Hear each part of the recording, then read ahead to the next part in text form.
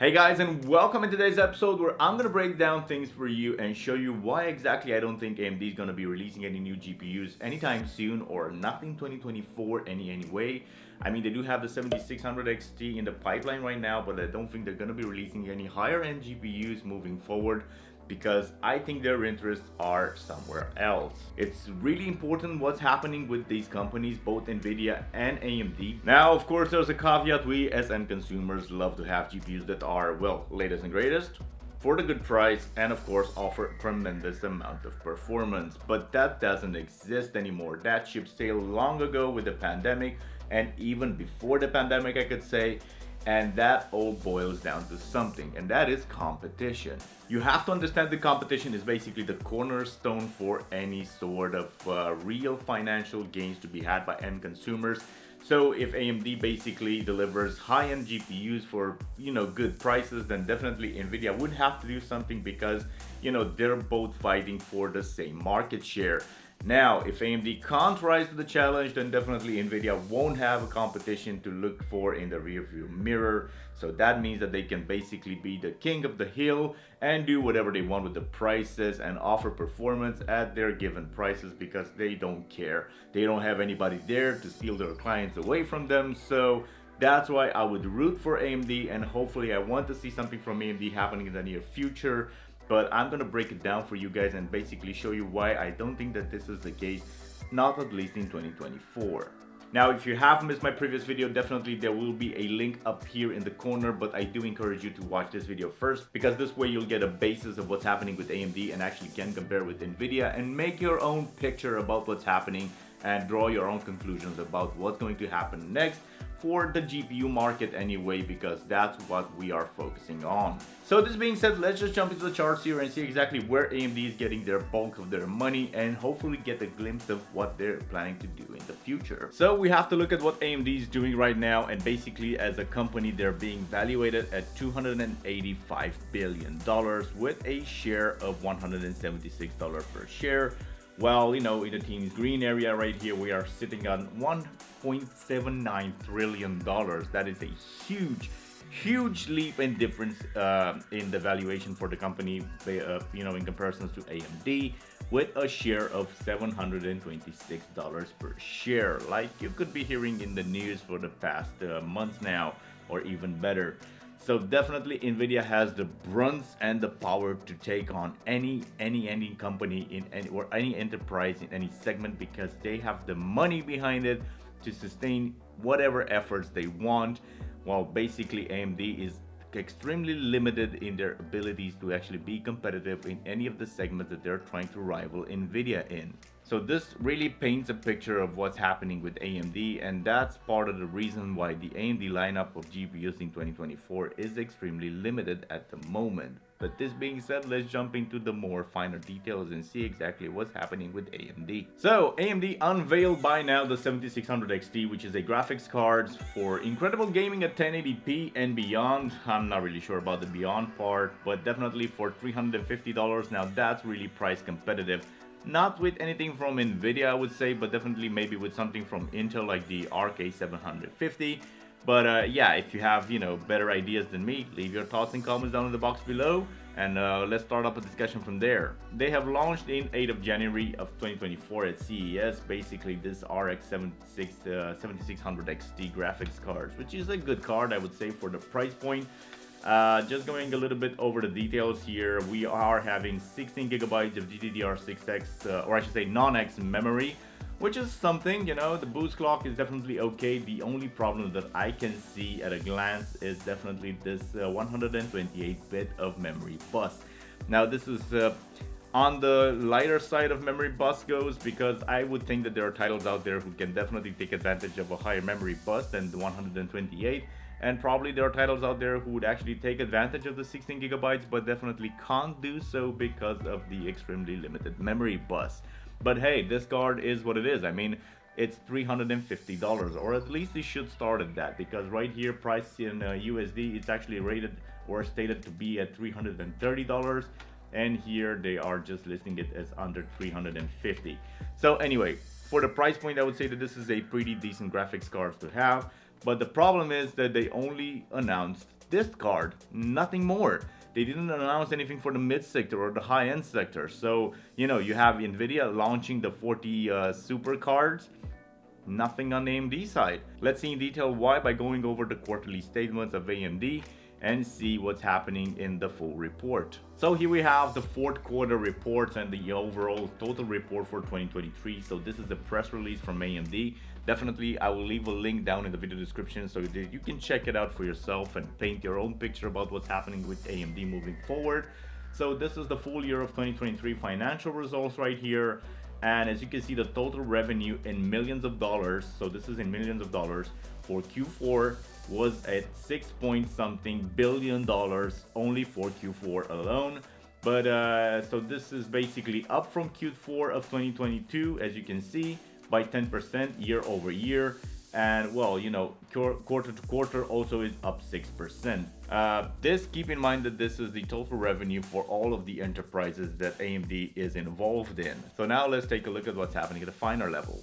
So this is the segment summary right here. This is all the slices of the pie that AMD is involved in, and front and center right here, same as with NVIDIA, we have data centers. So this segment revenue in the quarter was $2.3 billion, and this was 38% higher year over year and 43% sequentially, driven by strong growth in AMD Instinct GPUs and 4th gen AMD EPYC and CPUs. So basically they're just, you know, talking about data centers and their great EPYC lineup of CPUs that are present in those data centers and how much they can push them off and sell them to, you know, cloud services and stuff like that. And that's definitely a primal factor driving profits up for AMD right now. For 2023, data center segment revenue was $6.5 billion. So this is for the year of 2023 total, $6.5 billion in revenue. And that's an increase of 7% compared to the prior year, so compared to 2022, driven by strong growth in AMD GPUs and 4th gen EPYC lineup of CPUs. Great.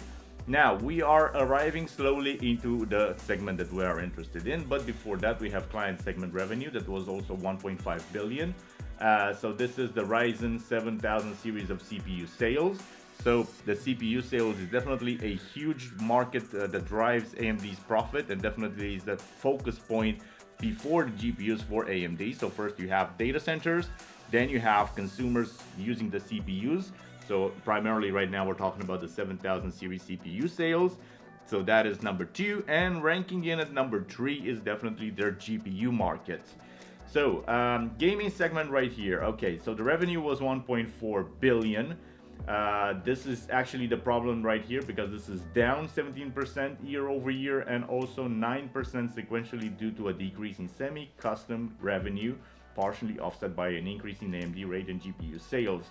So they are actually stating that they had a problem with selling GPUs, and I'm not surprised, because definitely they don't have any competitive advantage over NVIDIA. And by this point, at least to me, it seems that NVIDIA is so far down the road that they don't even see AMD in the rearview mirror. So, you know, that's definitely something that they have to work on if they want to be competitive in this segment.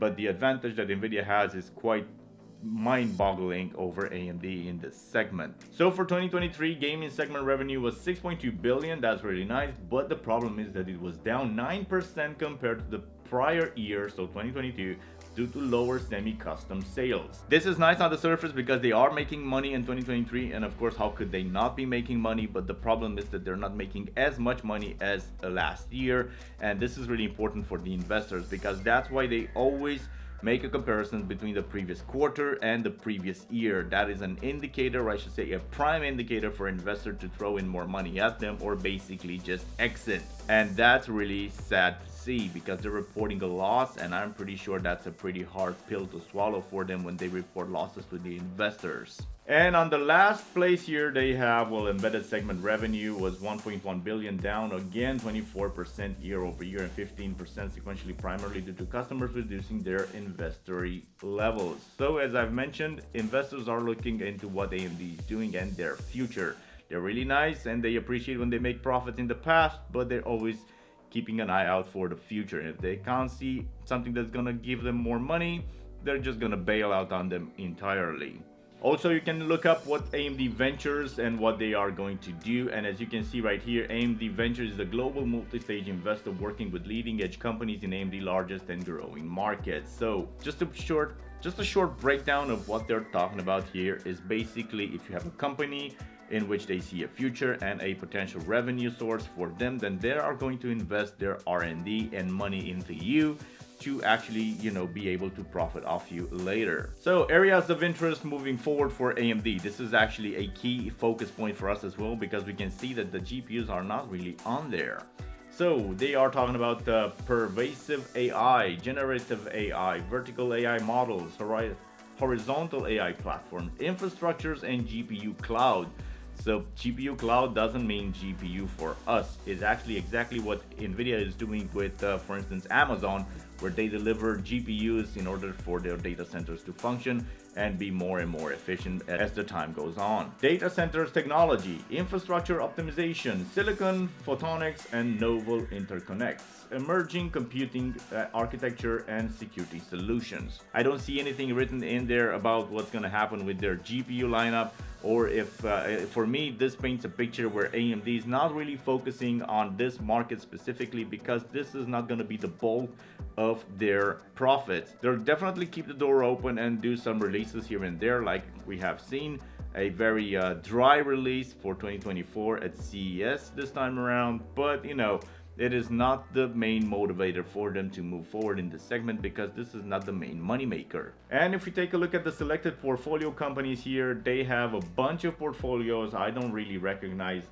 any of them, or I can't say that I have seen them in the news lately. And also some future exits, which many of our past portfolios companies had successful exits. That means that basically AMD made money from them. These companies made some money, but they don't see a way moving forward from here. So this is the end of the line.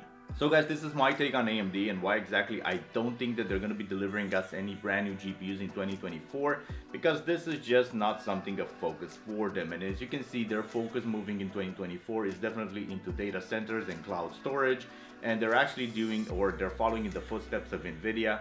The problem is that NVIDIA has a lot more capital to invest into and resources basically to invest into these things, while AMD just doesn't. Although there is a market out there for like you and me with the GPUs for them, both for NVIDIA and AMD, I definitely don't think that AMD can rise to the challenge, because NVIDIA definitely has more resources to allocate to this segment if they so wish. And you can see this in their basic releases. I mean, you can see that NVIDIA actually has the super variants released, and basically AMD doesn't have anything or any offerings to go forward in 2024. Not at the moment anyway. Also, if you want to check out my next video right here, which is all about NVIDIA, you can see that NVIDIA is working in the data centers with bigger names like Microsoft, like Google, like Amazon, and these are the leading edge industries when it comes to data centers and cloud storage, and NVIDIA is already there. And now what AMD is just trying to do is to follow into NVIDIA's footsteps, maybe with less recognized brands at the moment, because they don't have the capital to back them up. And I just don't see at the present time GPUs for the masses being a real concern, neither for NVIDIA or AMD, because the money just ain't there. I mean, there is some money, but in comparisons to the other segments, this is actually peanuts. So these are my final thoughts on the matter, and I always appreciate your feedback, so I would definitely encourage you to leave your thoughts and comments down in the box below as to what do you think is going to happen moving forward with us as gamers and our GPUs. And until the next one, be subscribed to the channel, be an awesome lad, and just hit that bell and notification and that like button. It will definitely help this channel out a lot, and see you in the next one.